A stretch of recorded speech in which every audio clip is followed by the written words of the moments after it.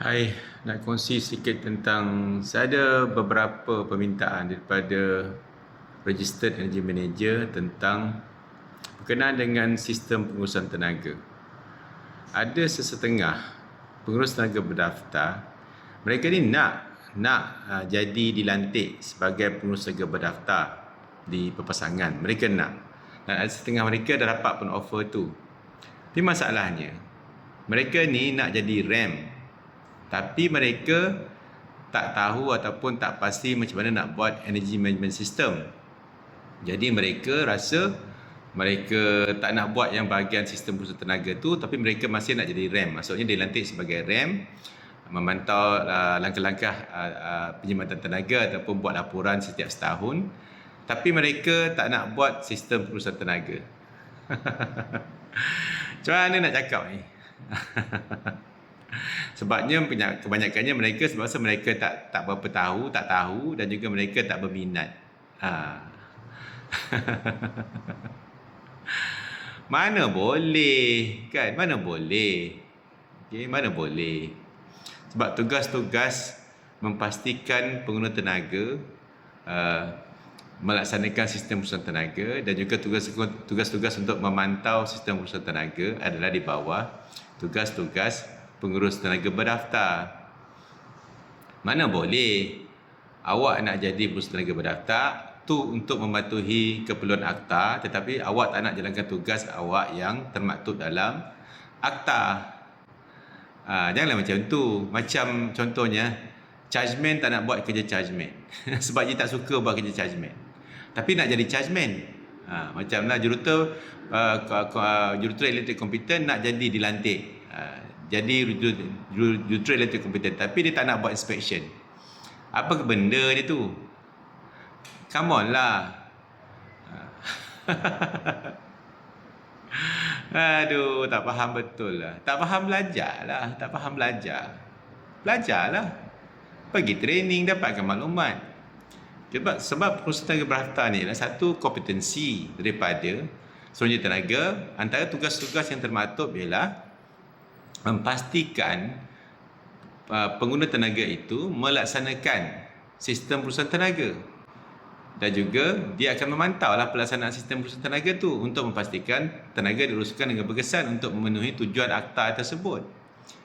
Mana boleh awak nak jadi pengurusan tenaga berdaftar tapi tak nak buat sebahagian daripada tugas awak sendiri di bawah undang-undang. Come on dah. Saya tak boleh tolong. Saya tak boleh tolong. Melainkan awak ada cara lain mungkinnya awak boleh berbincang dengan pengguna tenaga itu, dia boleh outsource bahagian yang pengguna tenaga berdaftar, tapi di bawah undang-undang awak yang bertanggungjawab. Okey, sebab tu saya tak nak jadi pengurusan tenaga berdaftar untuk di mana perpasangan sebenarnya. Saya tak nak. Sebab apa?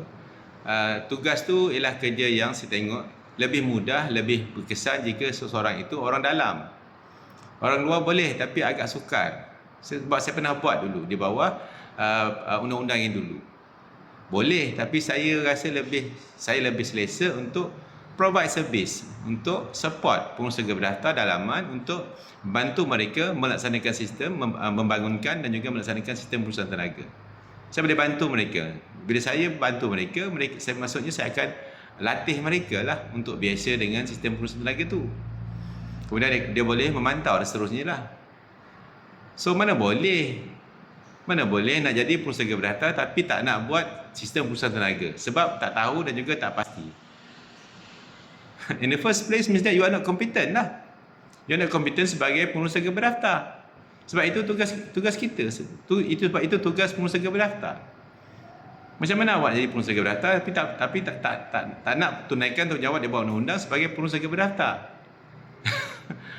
Saya tak boleh tolong. Okey. Kalau tak payah jadi pengurus tenaga berdaftar lah, buat kerja lain lah, senang. Okey. Sebab dulu boleh. Dulu sebagai Registered Electrical Engineer Manager boleh, pengurus tenaga elektrik berdaftar boleh sebab tak ada keperluan pun sistem pengurusan tenaga tu. Dapat easy money lah kan. Every 6 months sign borang B, hantar dapat easy money. Boleh lah. Now tak boleh.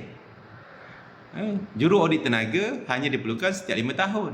Sistem pengurusan tenaga perlu dilaksanakan setiap masa, setiap bulan kena data, dia kena dianalisa, dipantau dan sebagainya. So I raise my case. I tak boleh bantu. I don't have the answer to your concern. I don't have the answer. The answer is in you, which is you have no choice. Because under the law, that's your job as pengurus tenaga berdaftar untuk memastikan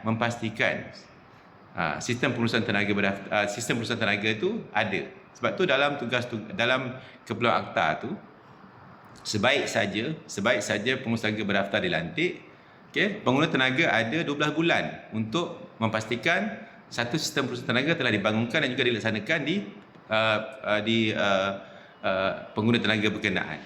So maksudnya dalam undang-undang memang dijangkakan, memang sepatutnya pengurus tenaga berdaftar yang akan membangunkan dan melaksanakan sistem tu under the law. So again, kalau awak tak nak jadi pengurus tenaga berdaftar, nak mahu membantu konsumer patuh pada undang-undang, tapi awak tak nak tunaikan tugas awak di bawah undang-undang, what is that? Come on lah. Okay, saya tak boleh bantu, minta maaf. Okay, I have no answer for that question. I can't help you further. Okay, kalau masih nak elakkan tak nak buat tugas tu, I cannot help you. Unless you figure out lah macam mana nak buat sendiri. Okay, itu sajalah saya punya komen. I raise my case. Okay, I raise my case.